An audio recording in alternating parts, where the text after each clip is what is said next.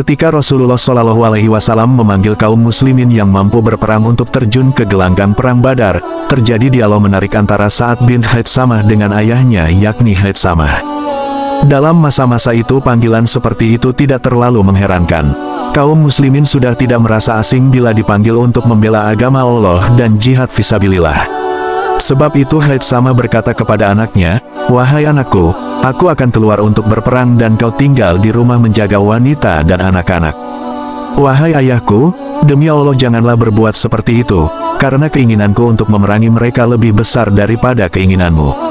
Engkau telah berkepentingan untuk tinggal di rumah, maka izinkanlah aku keluar dan tinggallah engkau di sini, wahai ayahku." Haitsamah marah dan berkata kepada anaknya, "Kau membangkang dan tidak mentaati perintahku." Saat menjawab, "Allah mewajibkan aku berjihad dan Rasulullah memanggilku untuk berangkat berperang. Sedangkan engkau meminta sesuatu yang lain padaku, sehingga bagaimana engkau rela melihat aku taat padamu tetapi aku menentang Allah dan Rasulullah?"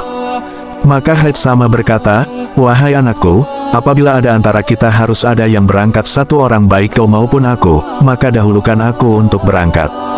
Saat menjawab, "Demi Allah wahai ayahku, kalau bukan masalah surga, maka aku akan mendahulukanmu." Haitsamah tidak rela kecuali melalui undian antara dia dan anaknya sehingga terasa lebih adil.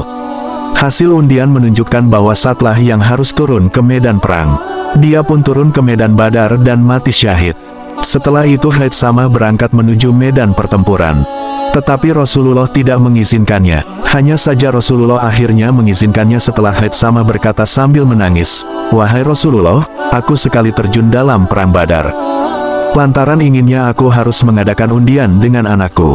Tetapi itu dimenangkannya sehingga dia yang mendapat mati syahid.